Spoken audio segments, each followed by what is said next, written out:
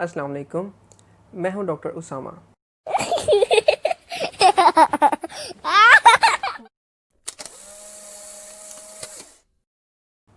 ناظرین، جب انسان اس دنیا میں آتا ہے تو وہ بہت ہی کمزور اور نازک ہوتا ہے۔ بچے کے جسم کے تمام اعضاء بہت کمزور ہوتے ہیں۔ انہیں ہر وقت آکسیجن اور گلوکوز کی ایک متناسب مقدار کی ضرورت ہوتی ہے۔ جب تک وہ ماں کے پیٹ میں ہوتا ہے یہ سب کچھ ماں کی طرف سے بچے کو فراہم کیا جاتا ہے، لیکن پیدا ہونے کے بعد اب بچہ خود سانس لے گا تو ہی اسے آکسیجن ملے گی،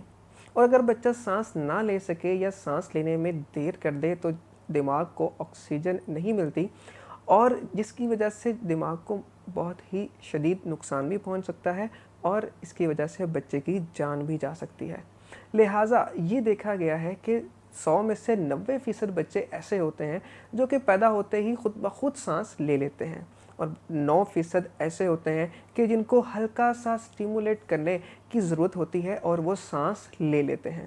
جبکہ صرف 1% بچے ایسے ہوتے ہیں کہ جن کو مصنوعی طور پر سانس دینا پڑتا ہے اور اس کے بعد ہی وہ اپنا سانس خود لے پاتے ہیں۔ لہٰذا بچے کو پیدائش کے وقت سانس لینے میں مدد دینے کے لیے ایک تجربہ کار ڈاکٹر یا ہیلتھ کیئر پروفیشنل کی ضرورت ہوتی ہے،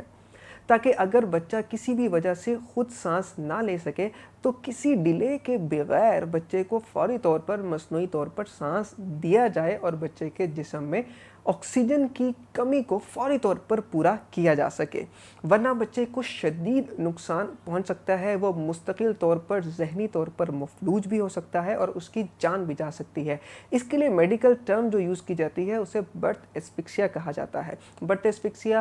دنیا بھر میں نیونیٹل ایج یعنی کہ پہلے 28 دن کے اندر اندر جان سے جانے والے بچوں میں ایک بہت بڑی تعداد کا باعث بنتا ہے،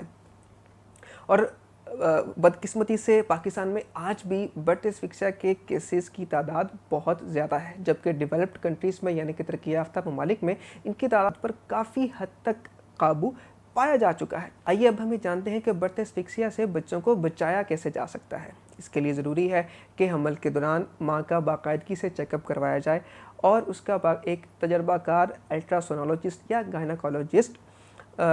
اس کا الٹرا ساؤنڈ کریں، جس میں بچے کی نشو و نما کے اوپر خاص طور پر نظر رکھی جائے، اور پیدائش کے دوران بچے کی دل کی دھڑکن کو مانیٹر کیا جائے، اور پیدائش کے فوراً بعد اگر بچہ خود بخود سانس نہ لے تو ایک ڈیڈیکیٹڈ ڈاکٹر یا ہیلتھ کیئر پروفیشنل وہاں پر موجود ہو جو کہ فوری طور پر بچے کو ریسسیٹیٹ کرے، یعنی کہ سانس لینے میں اس کی مدد کرے۔ لہٰذا اپنے بچے کی صحت کا خیال رکھیے۔ جہاں پر بھی آپ کے بچے کی پیدائش ہو رہی ہے، وہ جس بھی کلینک پہ یا جس بھی ہاسپٹل میں ہے، وہاں پر اس بات کو یقینی بنائیے کہ بچے کو سانس لینے میں مدد دینے کے لیے یعنی کہ ریسسیٹیٹ کرنے کے لیے ایک ڈیڈیکیٹڈ ڈاکٹر یا health care professional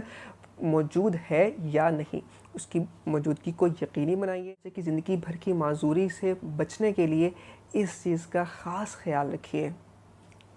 doctor Usama امجد کو اجازت دیجیے۔ اللہ حافظ۔